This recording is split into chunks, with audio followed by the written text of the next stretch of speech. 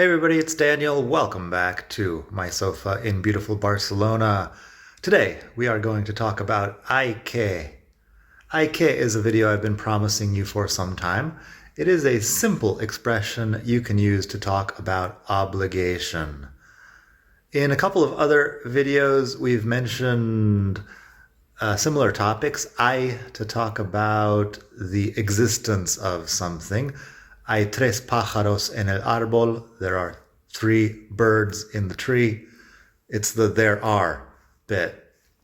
We also talked in the last video, I think, about ahí as in there, ahí as in there are, and ahí, the exclamation. Similar sounding words. Hay que is something we use to talk about impersonal obligation. It's very simple. But the meaning is, well, it's not something that's super elegantly translated into English, I guess. It basically means it's not that I have to do it, it's not that you have to do it. It is that in general, it must be done. One must do it. I wouldn't use, one must work in English, but hay que trabajar. That's a pretty normal example. Hay que trabajar is not like I have to. It's not you have to. It's like, in general, it is necessary for people to work. Hay que trabajar para vivir. You must. Yeah, I want to translate it as you must work for a living, which is kind of an impersonal you. I'm not talking about you personally. I'm just talking about one person. But yeah. Anyway, hay que in Spanish is this impersonal obligation. Hay que trabajar para vivir. Hay que comer. One must eat. You can be a little bit more specific. Hay que comer para sobrevivir. All I'm doing here is I'm adding more information, para and another verb in infinitive. So the hay que expression, hay que plus infinitive, and then para, and then another infinitive. You're just adding information. Hay que comer para sobrevivir. One must eat in order to survive. Hay que trabajar para vivir. One must work to live, etc. I just put hay que into Google search to see what kind of things come up. And a lot of it is like questions that people have. Hay que lavar el arroz. Should I wash rice? In English, I'm just going to ask, should I or do I need to wash rice? I assume they mean before cooking it. Hay que lavar el arroz.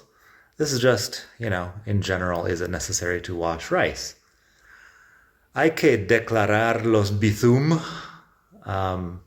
Cultural thing. Bizum is like Venmo, I think you use in the US. It's a money transfer app where I don't have to actually do a full bank transfer. I can just send you $20 if I owe you $20.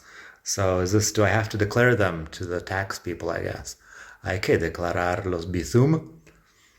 There's a song that I found called Hay que vivir el momento. You must live the moment. It's not that, it's not you personally, it's everyone must live the moment. Hay que usar protector solar de noche. I don't know who's asking this, but do you need to use sunscreen at night?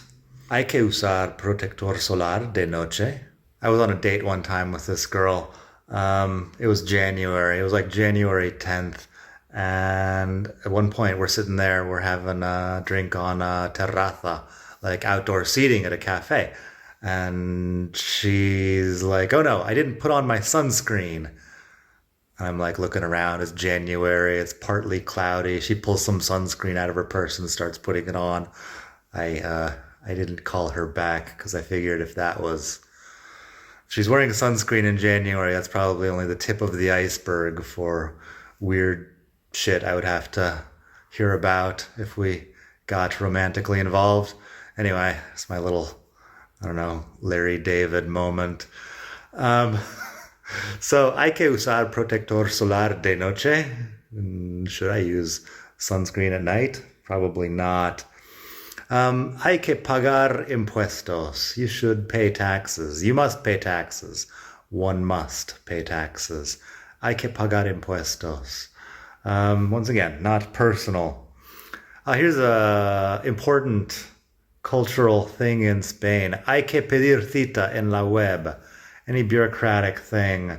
They were talking about getting rid of this whole system, but any bureaucratic thing, you generally can't show up to some office. You have to ask for an appointment. You have to make an appointment on the website. So you have to get on the website at like Monday morning at 8 in the morning, which is when they release new appointment times. And then you have to, get an appointment for 2.5 months from now. And it's a whole thing.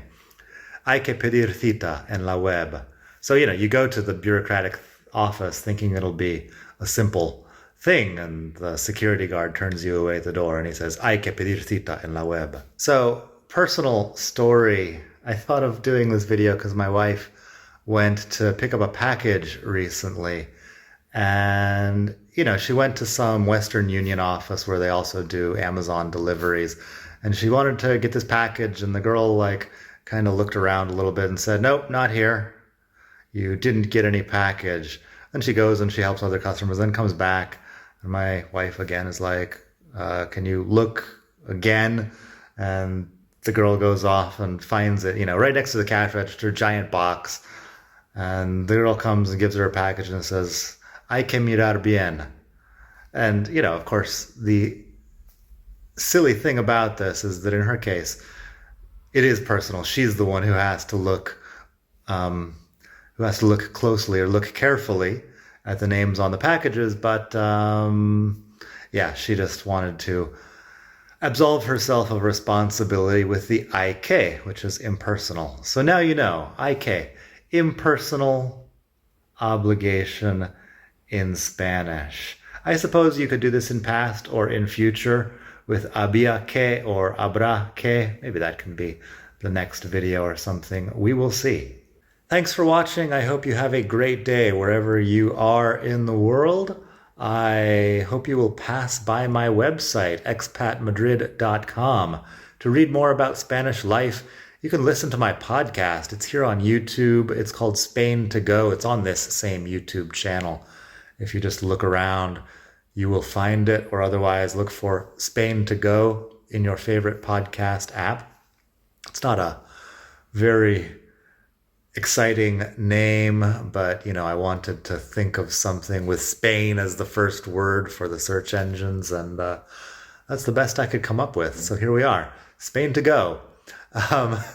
Take a look for that. There's 69 episodes, I believe, up till this point, and depending on when you're watching this, there could be many more.